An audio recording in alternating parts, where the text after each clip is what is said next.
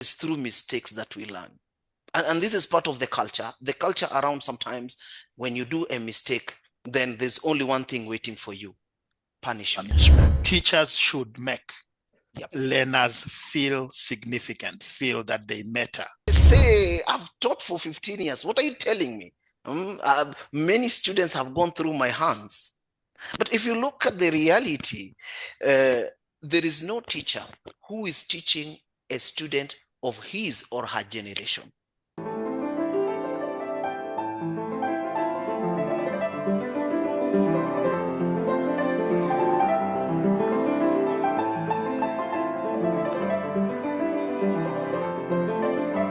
Welcome back to African. Faro Schools is committed to providing high quality and accessible education. We're looking to create a pupil experience which helps them blossom into an individual that is aware of global challenges, but is also a locally rooted expression of their cultural environment. We invest heavily in teacher training to achieve this goal. Hence, when I came across the PEAS network of schools, which stands for Promoting Equality in African Schools, I recognized a real sister organization and a highly inspiring one when it comes to its long-standing reflection on what constitutes good teaching, how we can systematize it, and then scale it up. PEAS is one of the largest school networks in sub-Saharan Africa with 38 schools, most of them secondary, and more than 20,000 students.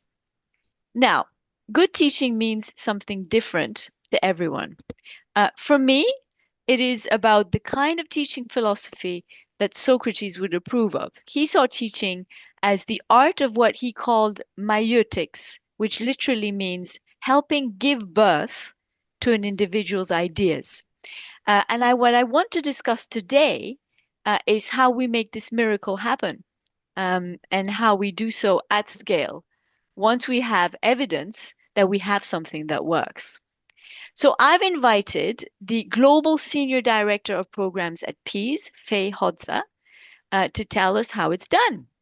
Fay Hodza is the Global Senior Director of Programs at PEAS and has over 20 years experience leading educational initiatives across Africa in school leadership, teacher development, and community engagement.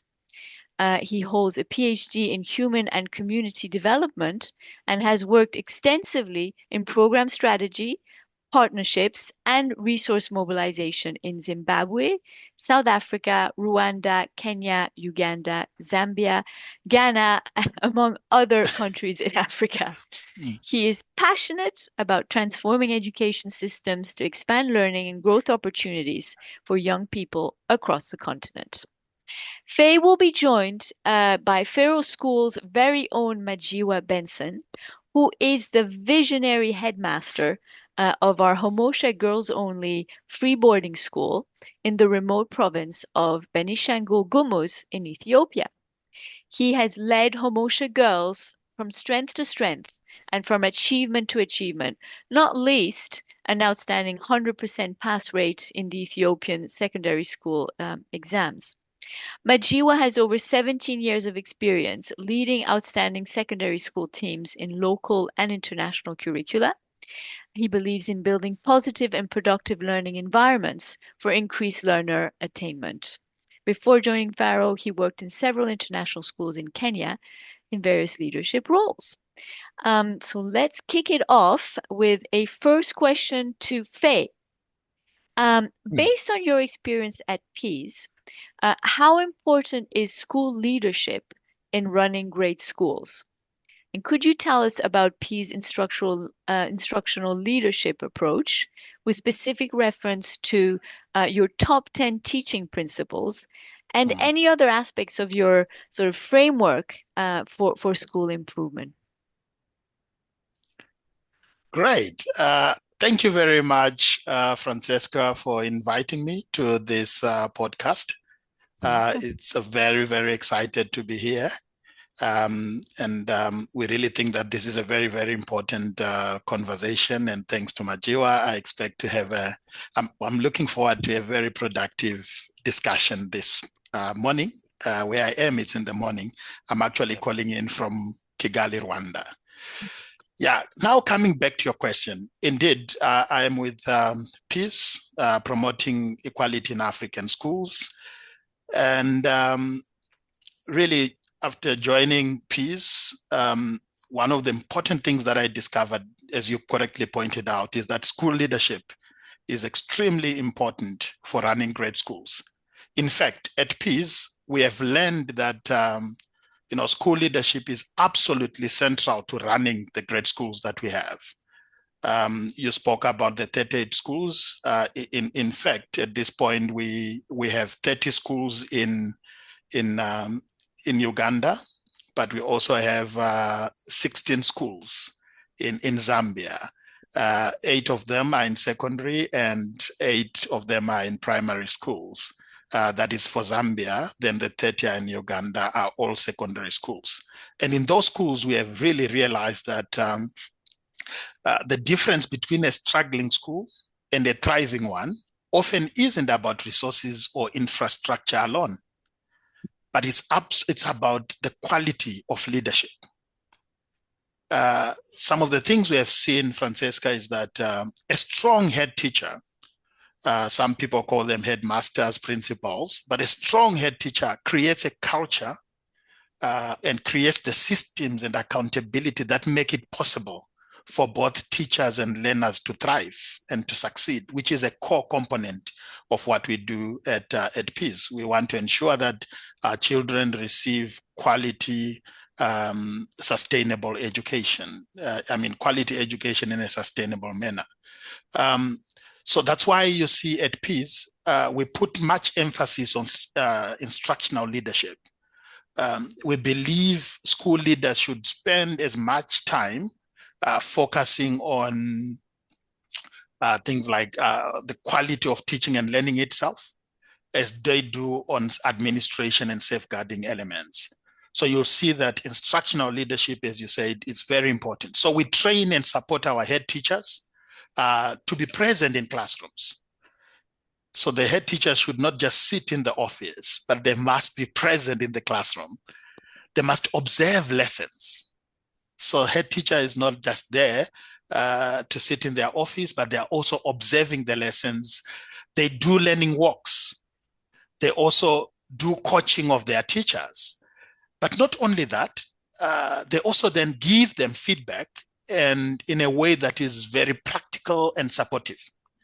So we find that to be very, very crucial in the work we do. So we believe that when leaders make teaching quality their core business, everything else starts to improve in the school. That's why we talk, one of the things that Peace is known for is school improvement. So we emphasize school improvement planning and developing school action or school improvement action plans for the school heads and their instructional teams. So in every school, you actually see that we also have an instructional leadership team, the people whose core business is to ensure that our schools providing the leadership, the teaching and learning leadership that is required in the schools. And when that happens, you'll see that everything else starts to improve. Like I said, teacher motivation, Francesca, it begins to improve. Student learning also happens at that point. And ultimately, the overall school performance also improves. So you see that, and to make that very practical, we developed, like you pointed out, what we call the top 10 teaching principles or teaching practices. You also see something like that. And these top 10 teaching principles, these are very simple, evidence-based, gender responsive, and learner-centered practices that set a clear standard across all Peace schools. So in this, you'll find that we, with these standards, they also include things like setting clear lesson objectives. So no class goes without a clear lesson objectives, using questioning effectively. In other words, we don't just focus on those students that are doing well, but we also look at those that need support. So you ensure that those students get a chance to answer questions. When you see that students are not engaged, you find a way of using questioning effectively. But we also ensure that through these teaching principles, checking for understanding throughout the lesson. So the teacher in the classroom ensures that if students follow the lesson and they understand all the concepts as they are being delivered in the classroom. Like I said, that also ensures every learner is engaged, and that's very critical in the work we do. But also, we also ensure that we establish strong classroom routines. So every teacher, when they get into the classroom, they know what to do, and the students also know how to engage with their teacher. So very important top 10 teaching principles. We can talk about this in detail for those who have further interest. But what's powerful about this, and I'm finishing here, is that it gives everyone a common language. That's why these top 10 teaching principles are important. So leaders know what to look for when they walk in a classroom. See, that's very important. And the teachers themselves also know what good practice looks like. And they can then focus not only their teaching, but also their professional development around those principles. And students, so it's not only the teachers, but also then students benefit from consistent and high quality teaching.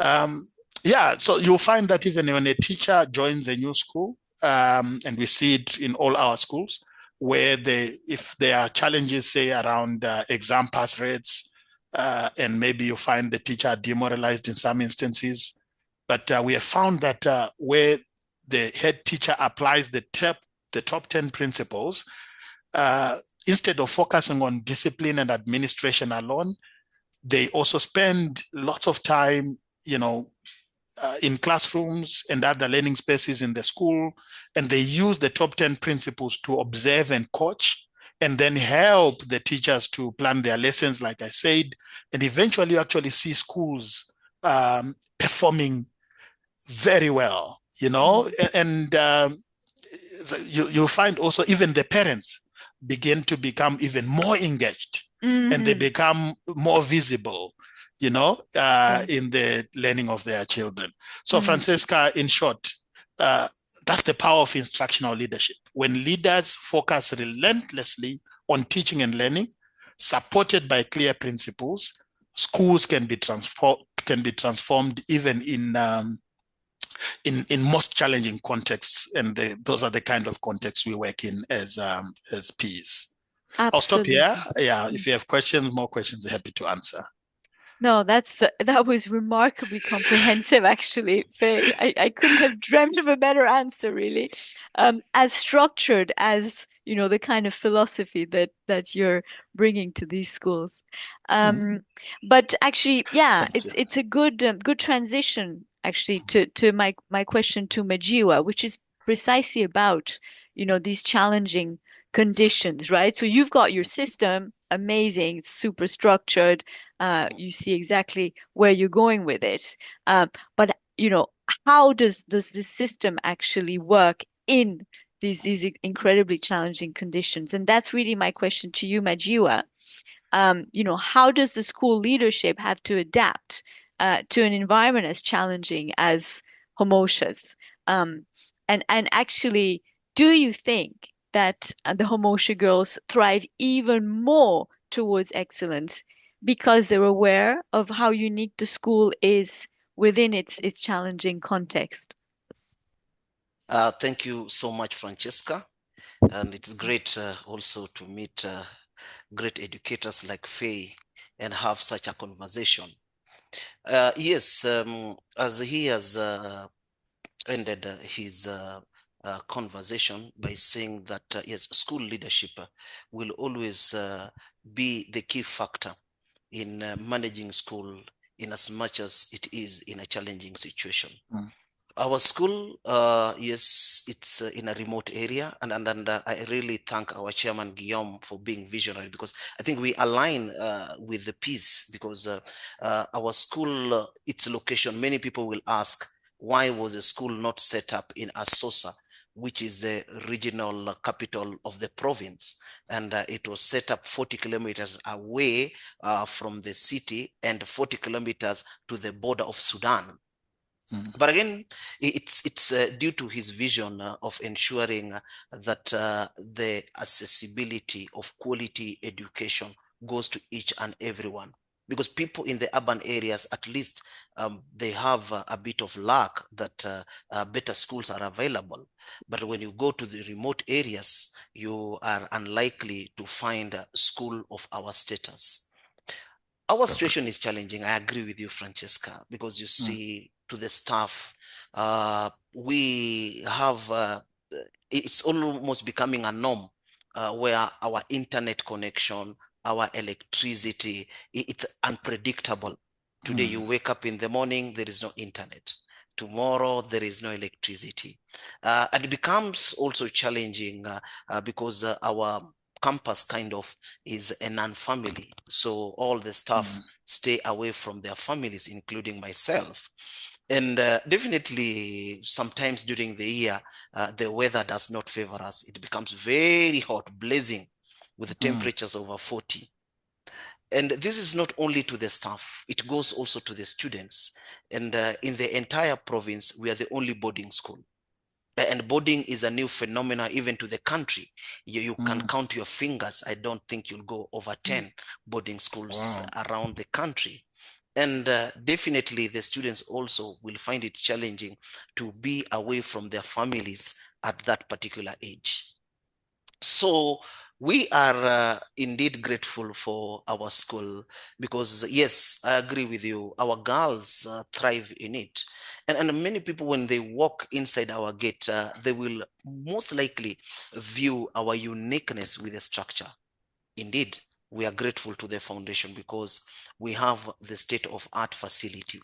When you talk about the library, the classes are spacious, the dining hall is spacious, name them. The environment is just there to support proper teaching and learning. And one thing we all know, even in the tech industry, when we talk about the building and the environment, is about the hardware. But the most important part that has made even the likes of iPhone to beat others is the software.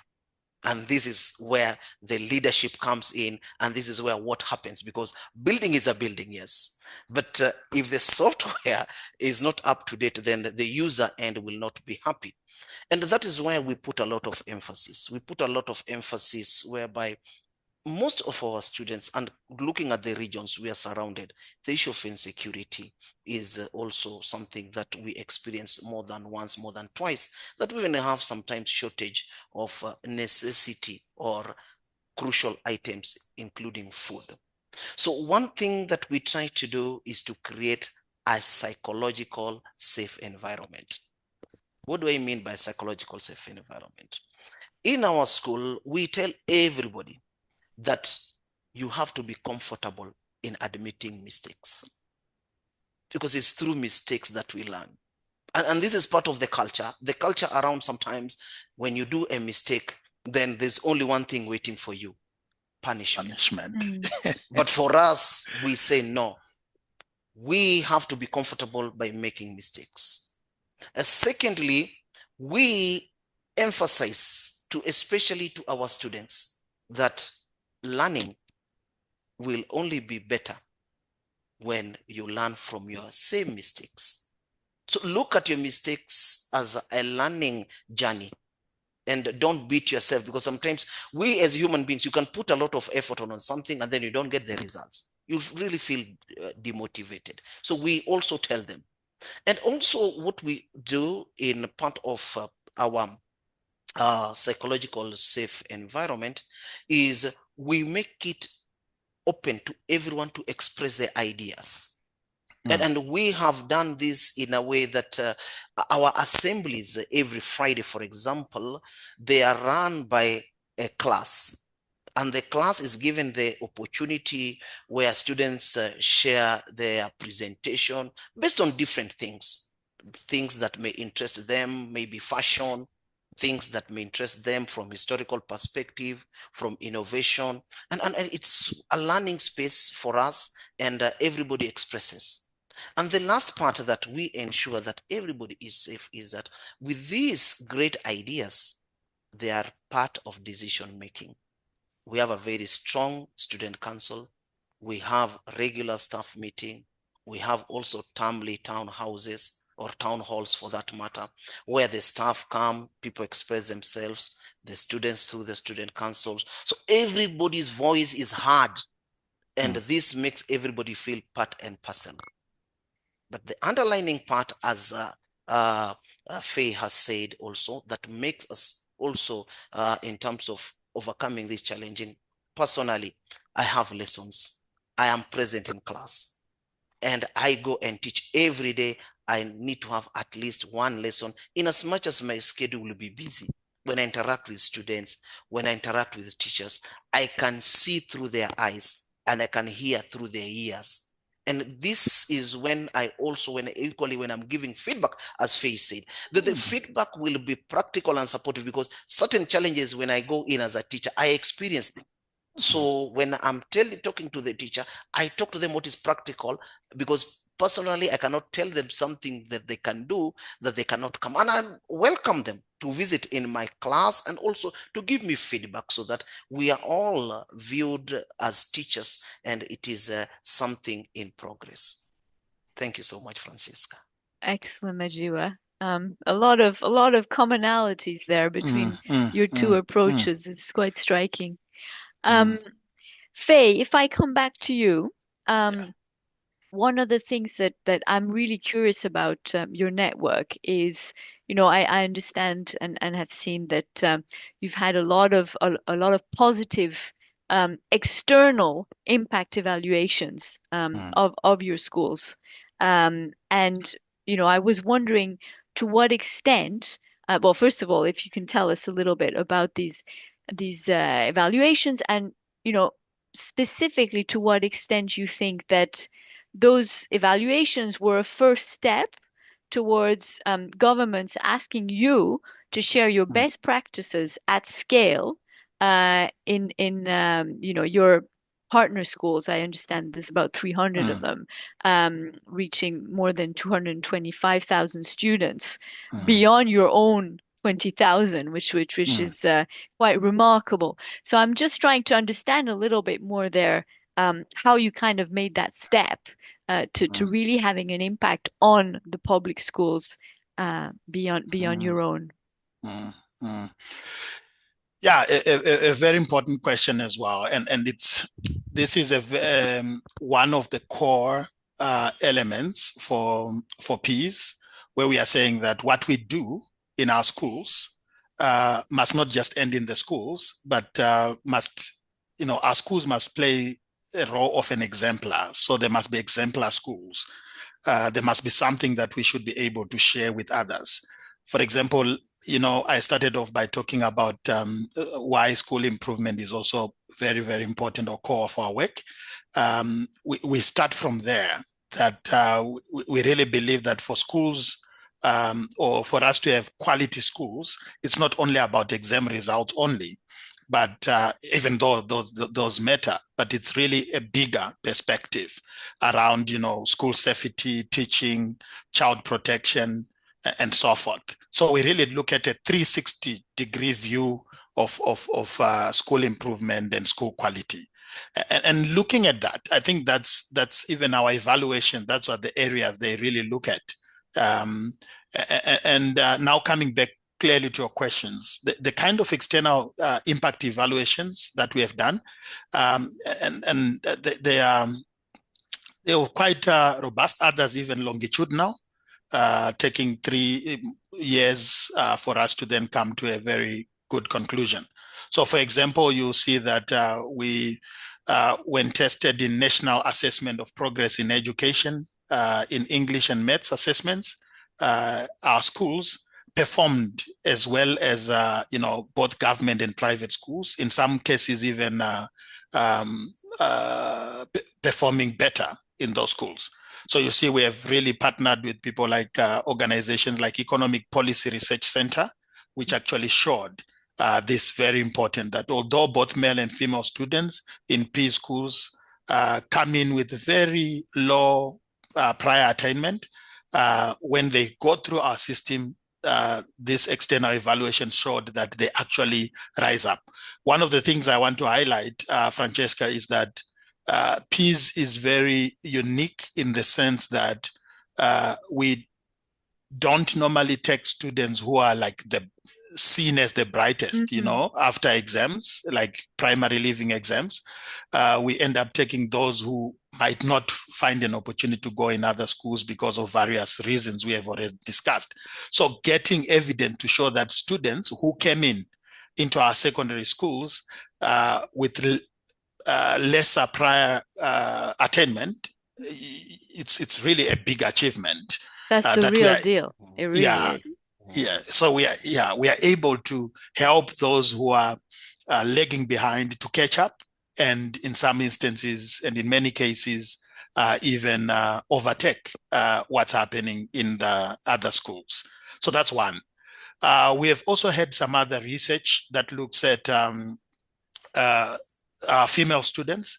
So we have research showing that sometime in 2022 with Jigsaw, PEAS female students learn relevant life skills that particularly equip them to face difficult challenges. So even during pandemic, the COVID-19 period, PEAS female students did not fall. If you see research, lots of research shows that some of the girls ended up getting unwanted pregnancies and so forth. But our learners are able to make decisions on responsible sexual behaviors, or even to abstain where they are able to do that. So you can see that the research now shows that even the female and the young boys are able to, they now have relevant life skills to survive challenges that come along their ways. Evidence also points to key drivers of these kind of changes. So we have had research from University of Sussex in Sussex in the UK, which found that PEAS schools are substantially better managed than other school types, for example, in Uganda, and perform correspondingly better in terms of student value add. So you'll see, one of the things that I found interesting when I go visit our schools is this engagement and the value addition that our students make, even in the running of the schools. So they have this ownership that they believe this is our school and we have a role to play to contribute to ensure that we get the best value out of it. And aligned with the competence-based curriculum, we really see that we are able to promote certain the competencies that will make our learners succeed within the school and even after school. So that research is also showing that. We also had an external evaluation of PEAS schools, again in Uganda, which found that PEAS school leaders are better at supporting their teachers, and that PEAS teachers receive better training, support, as well. I mean, they also feel better prepared to teach the curriculum than teachers in other schools. That's also the Economic Policy Research Center that found that. So you can see there is really evidence to show that PEAS schools are doing great. Recently, we also do that. Okay, sorry. What happened is we also had some research done by the FCDO, Value for Money. They did a spotlight review of our work, and they actually saw that our work is done in a cost-effective manner. So all these things we are talking about, the successes we are talking about, they are done in a way that is cheaper than what you would find in similar schools. So the PEAS project, according to the FCDO, showed that the project offered excellent value for money, especially in terms of relevance, in terms of effectiveness, and in terms of sustainability. And because of that, they even placed the PEAS model as a smart buy. Mm-hmm. Yeah, well, that's a major deal. Yeah. Wow. Bravo. It's great. Yeah. Yeah, so it's a wise investment in the PEAS model. And that's why we really think that the work we are doing is very crucial. And because of that, you see now even the government sees the value. So they now want to work with us in partnership in terms of conducting inspections in the government schools, in terms of supporting the school leaders to develop school improvement plans. So most of our work in system strengthening or in supporting quality education systems in the countries we work in focuses on three areas. Number one, on school leadership and management. That becomes a very key area of supporting government. And we see even Zambia, in Ghana, we are doing that. But not only in terms of leadership, but also in terms of teaching and learning. That's a very, very important part where we are even getting support in terms of, providing support for schools even to adopt the top 10 teaching practices I spoke about earlier. We have also now engaged even with in the pre-service sector to see that the top 10 are also included in the pre-service or preparation of teachers before they get into the teaching profession, because we realize that in many cases teachers get into school, but some of them have not had proper support to prepare them for the work in the classroom or in the schools. Then finally, we also support in terms of safeguarding and ensuring that the schools are safe. Children should feel safe when they go to school. We know that no child will succeed if they don't feel safe in the schools. So that's how we have now built some real support with government in Uganda, in Zambia, and in Ghana. Yeah, I was hoping to ask you to elaborate a little bit on the safeguarding side in a minute. But yes, absolutely fascinating this bit, and I do think the fact that you have an external authority validating your work is really the key. In terms of opening up all of these possibilities. Yeah, fascinating. Just a quick one, just to add that. say.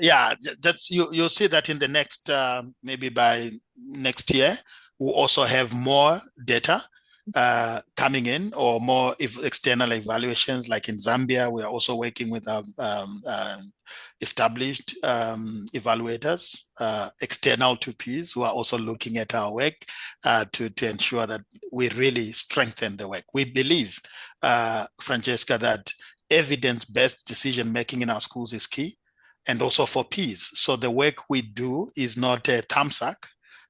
All these things are based on evidence, based on research.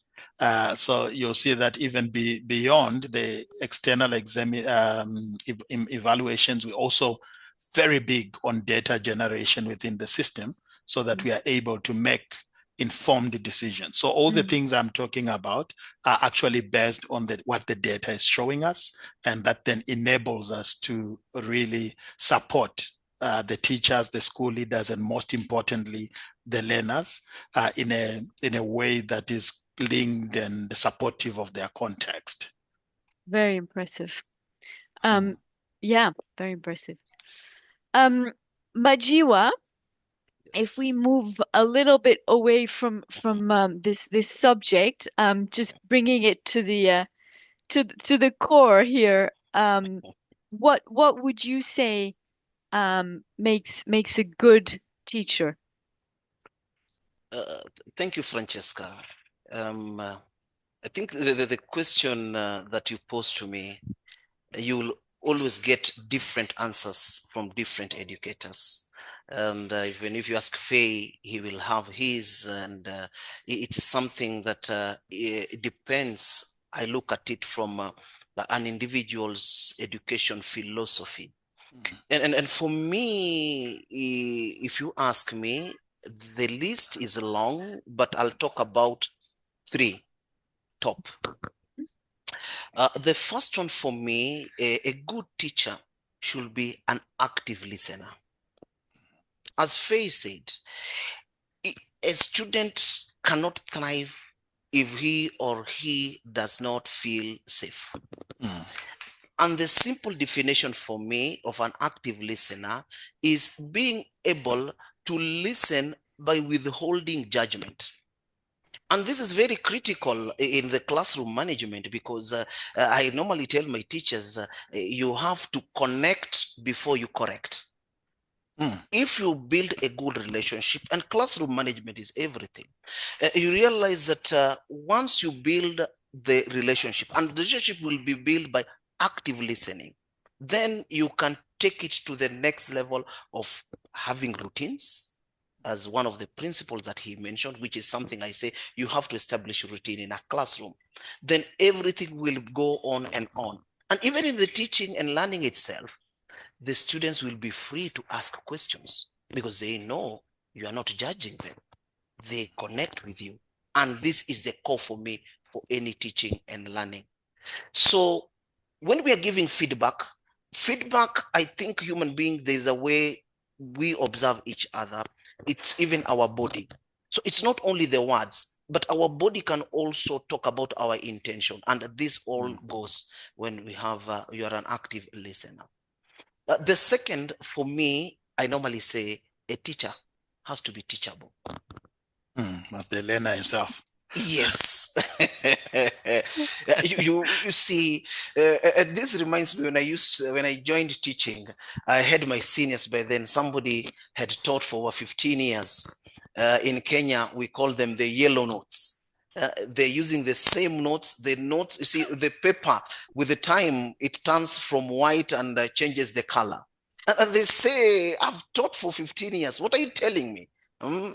Many students have gone through my hands. But if you look at the reality, there is no teacher who is teaching a student of his or her generation. And in our generations, we observe things differently. And the thing that everybody is talking about now is AI. When I was a student, AI was not there. And AI is right in our classrooms. So I have to be flexible.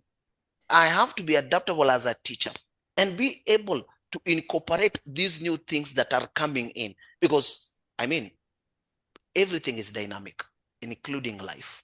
And when you go to a classroom, I normally say the lesson plan is normally very good, but it cannot be rigid. You have to be demanding. When you move around, a student will ask a question, and whatever you had also, you'll rethink and say, yes, I have learned something from this student. You build on it and you accept that I was thinking this way, but I agree with student X, and let's move. And the students will always feel much encouraged to participate in classroom. Lastly, the third one, a teacher has to be passionate. They say laughter is contagious. So is the energy. So if a teacher is not passionate, if you don't go in class with the right energy, even the learners themselves, you will see them kind of becoming dormant. When you're passionate about what you're doing, because they say teaching is a calling, Francesca, I tell you, teaching is a calling. So a passionate teacher will be very energetic. And teaching, as I like your quote on Socrates when you mentioned about we're helping somebody give, or we're helping to give birth somebody's idea. And indeed, teaching is not about telling. You see, teaching is about that you spark, and it requires passion when you spark that curiosity in that student. And the story that when we were getting into teaching, I remember one of my great principals, he told me, teaching, you have to choose between two. Look at the student. Is the student a bucket or is the student a candle? When the student is a bucket, means you're just filling, whether with water or whatever. So the student is just seated there for the teacher to come and do a lot of monologue and lecture and give notes and go. But when a student is viewed as a candle, yours is just to light, and you cannot force the candle to burn. So that the candle will burn with its own pace. Sometimes the wind will blow, the flame will go this way, you support the student. And this will take even learning outside the classroom. For you to have such mentality, you have to be passionate on what you are doing. Thank you so much, Francesca. Beautiful. My goodness. My goodness. This is a very inspiring discussion. Did you want to Thank add you. something, Faye? Yes, I really found that to be very, very important. I think a great teacher, like you said, Majiwa, is for me, and here I'm speaking for me as well. Yes. Yeah, Yeah. it's really someone who ignites or sparks the interest for learning, the Yep. commitment to learning. So I really like that. Thank you. It's really speaks something to me. And additionally, just quickly, is that a great teacher is one who also makes the students and the students particularly to feel significant. Everybody wants to feel that they matter. So if you put a student in a classroom and they just feel that they're an empty bucket waiting to be filled, I'm telling you, it takes away the spark. It takes away the interest of learning. So one of the core things I really think, and I've seen it even in our peace schools, is that the great leaders, and we have quite a lot of them in the system, are those who spark the interest for learning, spark the interest to engage in the schools. And we have one school that I'll just mention it. It's called Peace Horizon in Uganda.